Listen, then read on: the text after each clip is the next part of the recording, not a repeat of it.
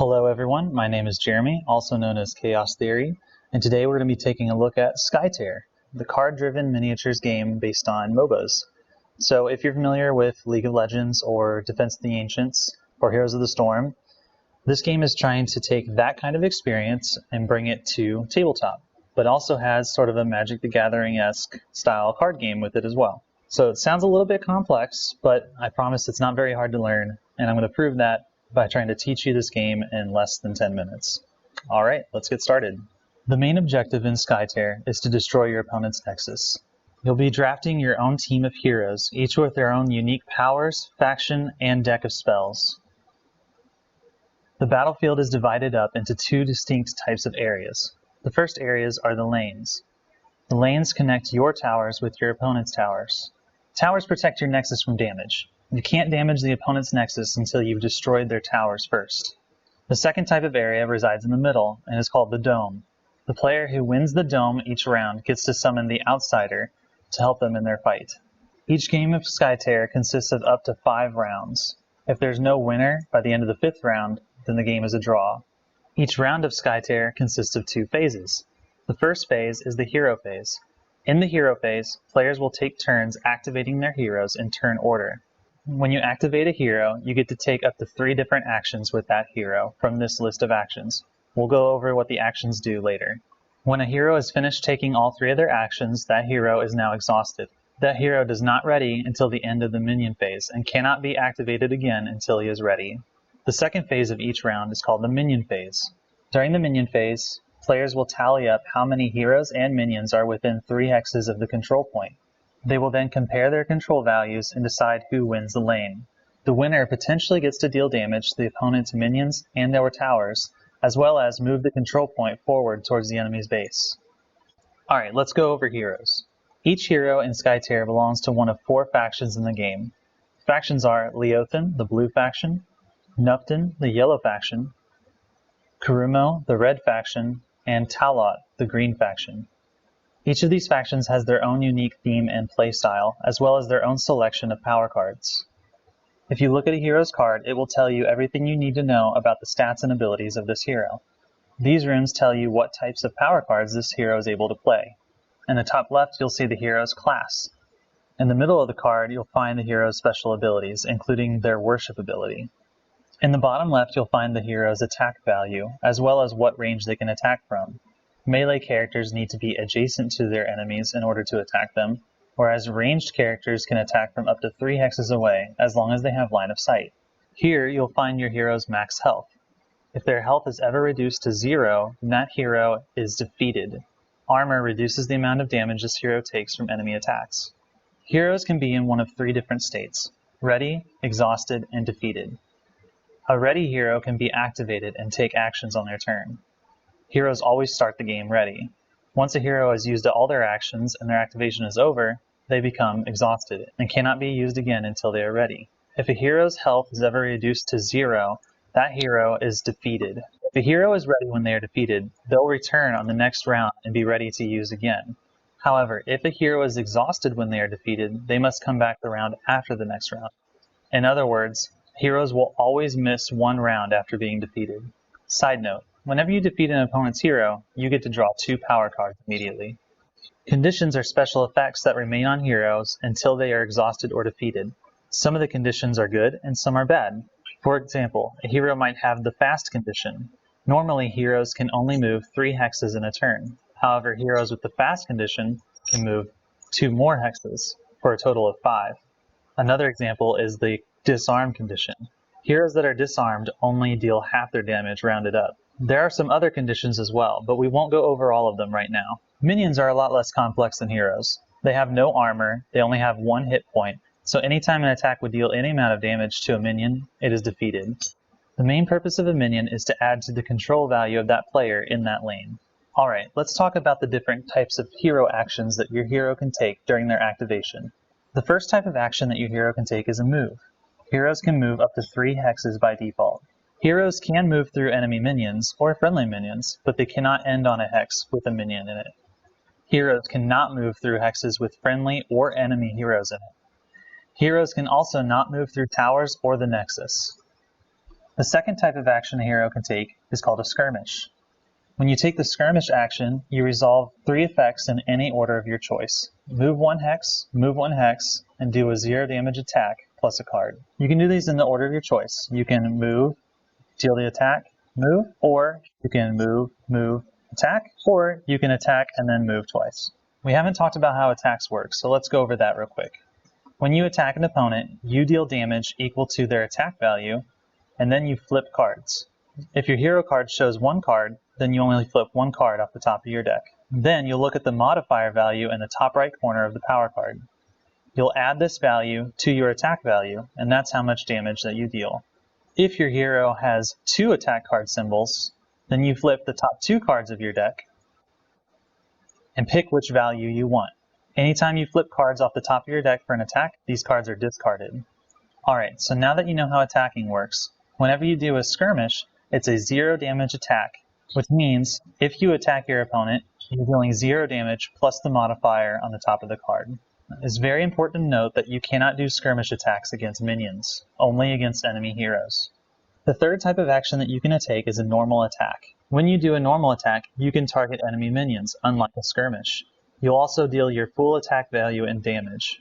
The fourth type of action that you can take is called a lead action. Earlier, we talked about the Minion Phase, and how we're adding up the total number of heroes and minions within range of the control point to calculate our control value. So in this scenario, we have Yami and 2 minions in this player's team, contributing a total of 3 to their control value. On the other team, we have 2 minions and Korzhov contributing a total of 3. So normally, there would be no winner for this control point. It is a tie. However, as an action on their turn, player 1 can choose to lead with Yami. When you choose to lead, you select a card either from hand or from the top of your deck and place it face down underneath your hero. During the Minion Phase, when the time comes to calculate your control value for this lane, you can flip 1 card that you led with under a hero that is within range of the control point. You then add the number of runes on the top left corner of the card to your control value. So in this scenario, the player controlling Yami would actually have a total control value of 5 to his opponent's 3, which means he wins the lane. The last type of action that a hero can take is called the worship action. And worship actions do different things depending on what faction your hero belongs to. When a Kurumo hero worships, they mark an enemy hero. These marks give them special abilities against those heroes. When a Talot hero worships, they place a pillar on the map. These pillars give them special abilities. When a Leothan hero worships, they shapeshift into their animal form, gaining new abilities. And lastly, when a Nupton hero worships, they project an illusion of themselves on the battlefield. Each hero has different abilities whenever they worship, so be sure to read your hero cards and pay attention to what types of abilities they gain. Alright, now let's talk about what happens during the Minion Phase. Starting with the first control point, you're going to tally up how many heroes and minions are within range of this control point, and have line of sight to it. In this case, player 1 has 1 hero and 1 minion within line of sight of the control point, while player 2 has 2 heroes and 2 minions. Player 2 is winning by 2. However, we now need to check for lead cards. Player 1 led with Cultic, and adds 2 to his total control value, making it a total of 4. Player 2 led with Akuti, adding a total of 2 to his control value. So the total is player 2 with 6, and player 1 with 4, meaning player 2 wins. The winning player deals damage to the opponent's minions and towers based on the difference between the 2 control values. In this case, player 2 would deal 2 damage. Since there's only 1 minion, player 2 will deal 1 damage to the minion. Then, any other excess damage is dealt to the opponent's towers. However, the control point must be within 3 hexes of the towers in order to deal damage. This control point is 4 hexes away from this tower, meaning that excess damage goes to waste. After the damage is applied, the winning player then gets to move the control point by the difference in the control values. So player 2 gets to move the control point 2 hexes towards the enemy towers. Finally, any minions that were adjacent to the control point before now move with the control point. The first minion must be placed on the control point. Then, any remaining minions may be placed in any adjacent hexes next to the control point. Lastly, both players get to spawn 2 minions adjacent to the control point. You then repeat the process for the second lane. After you've determined the winner in both lanes, you then determine the winner of the dome. Unlike the lanes, when the player wins the dome, instead of dealing damage to minions and towers, they spawn the outsider. The outsider must be placed with at least 1 hex inside the dome and 1 hex outside the dome. As long as the outsider crosses over the boundary of the dome, he's been placed correctly. Then the player who won the dome gets to activate the outsider. The outsider acts kind of like a hero. You get to take 3 actions with the outsider. You can attack with them like a normal enemy hero, but the outsider cannot move. The outsider has its own special abilities that can be used. The outsider will remain in this position until the dome is won again, in which case the winning player can move the outsider if he wishes and then activate him again. At the end of the minion phase, each player discards all power cards underneath their heroes. We haven't quite talked about power cards yet, but we'll get to that in just a second. Then each player gets to draw 2 new power cards from the deck.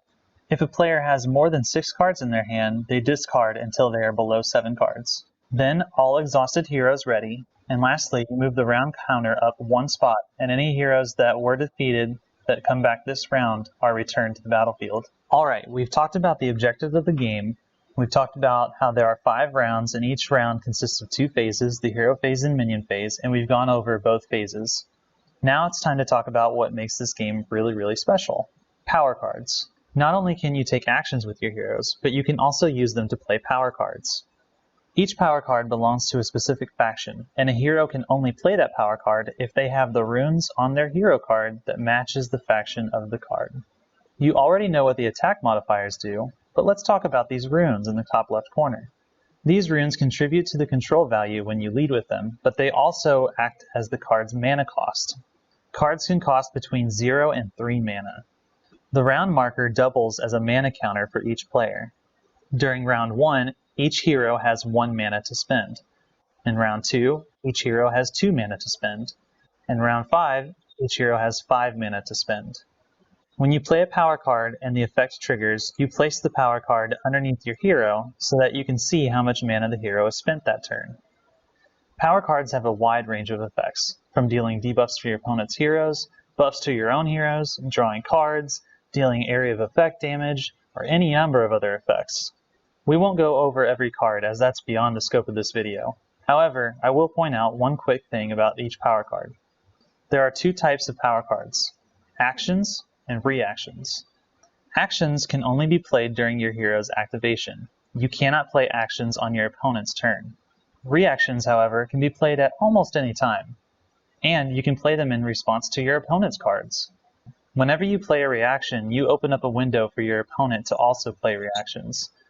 These can go back and forth in an effect that's known as the stack.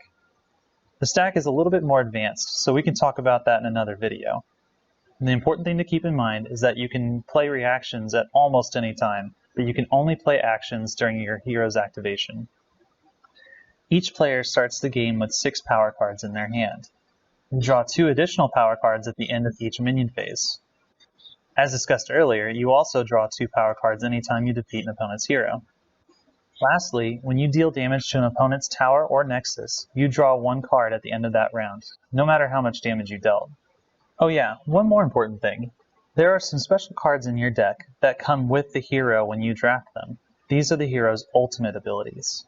An ultimate power card is denoted by the hero's symbol in the top of the card.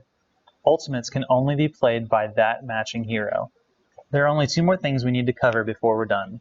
Targeting and line of sight. A hero has line of sight to something if it's within 3 hexes of the hero. If a hero is more than 3 hexes away, they do not have line of sight. Another important note is that the walls of the dome block line of sight, so a hero inside the dome cannot see a hero outside the dome and vice versa. You may have noticed that some hexes have a special symbol on them. This symbol denotes that this hex is a cover hex. If a hero is within a cover hex, then other heroes do not have line of sight to them, even if they're in range, unless there's a friendly hero adjacent to the target. Keep in mind, it's any friendly hero. In other words, if you have a friendly hero next to an enemy hero that's in cover, other friendly heroes have line of sight. Many powers and abilities require you to target something. In order to target, you must have line of sight to that thing.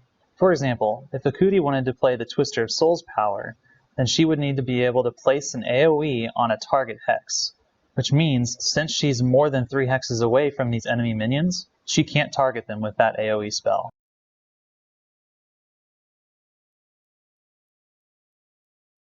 Alright, that's it. You should know more than enough to get started playing Skytear. This guide didn't cover everything, so if you have any questions, you can go to playskytear.com. This website has tons of great info, including some video guides from the developers and the PDF of the rulebook. The website also has a really robust card library and deck builder, where you can build and save your own custom decks, as well as browse decks from the community. You can also play Skytear right now for free on Tabletop Simulator. Be sure to join the Skytear Discord to meet players online. Thanks for watching this video. I really hope it was helpful for you. If you have any questions, be sure to say hi in the comments. Until next time, enjoy Skytear.